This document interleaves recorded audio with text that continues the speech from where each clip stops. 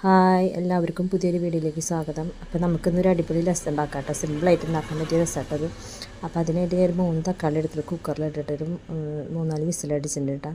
അതിന് ശേഷം അതൊരു ചീഞ്ചട്ടിയിലേക്ക് പാത്രത്തിലേക്ക് പകർത്തിയിട്ട് അതിൻ്റെ മുകളിലത്തെ തോലിൽ കട്ടിയുള്ള തോല് മാറ്റിയെടുക്കാം കേട്ടോ.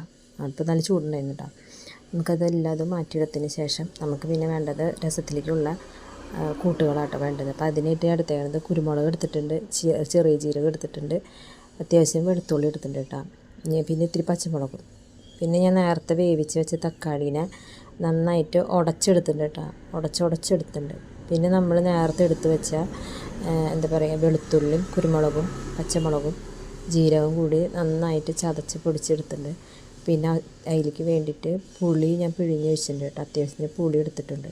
ഇനി നമുക്കിതെല്ലാം കുക്കറിലിട്ടിട്ട് ഈ തക്കാളിയും ഈ അരപ്പും ഒക്കെ ഇട്ട് കലക്കിയ ശേഷം മഞ്ഞൾപ്പൊടി, മുളക് പൊടി, മല്ലിപ്പൊടി, പിന്നെ നമുക്ക് ആവശ്യത്തിനുള്ള ഉപ്പും കൂടി ചേർത്തിട്ട് അത് നന്നായിട്ടൊന്ന് മിക്സ് ആക്കിയിട്ട് പിന്നെ അതിലേക്ക് വേപ്പില ഇടാം. എൻ്റെ കയ്യിൽ മല്ലിയില ഉണ്ടായിരുന്നില്ല കേട്ടോ. മല്ലിയില വേണ്ടവർക്ക് മല്ലിയില ഇടാം. പിന്നെ വേണ്ടത് കായംപൊടിയാണ് കേട്ടോ എടുത്തേക്കുന്നത്. ഇത് ഒരു പാക്കറ്റ് കായംപൊടിയാണ് ഇട്ട് കൊടുക്കുന്നത്. ഇനി നമുക്കത് സ്റ്റൗവിലേക്ക് വെച്ചിട്ട് തിളപ്പിച്ചെടുക്കാം കേട്ടോ. അപ്പോൾ അത് ഉപ്പൊക്കെ ഇട്ട് പാകത്തിനാക്കിയിട്ട് കേട്ടോ. പുളിയൊക്കെ പാകത്തിന് തന്നെ ഉണ്ടായിരുന്നു.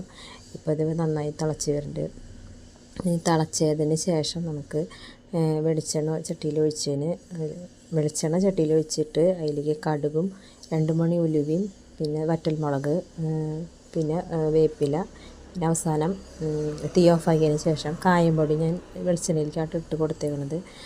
എന്നിട്ടത് നമുക്ക് കുക്കറിലേക്ക് പകർത്തി ഒഴിക്കാം കേട്ടോ. അപ്പോൾ ഇപ്പം സിമ്പിളായിട്ട് ഉണ്ടാക്കാൻ പറ്റിയ അടിപൊളി രസമാട്ടോ. അപ്പോൾ എല്ലാവരും ഒന്ന് ട്രൈ ചെയ്ത് നോക്കണം. അപ്പോൾ എൻ്റെ വീഡിയോ ഇഷ്ടപ്പെട്ട ലൈക്ക് ചെയ്യുക, ഷെയർ ചെയ്യുക, സബ്സ്ക്രൈബ് ചെയ്യുക. Okay, bye bye.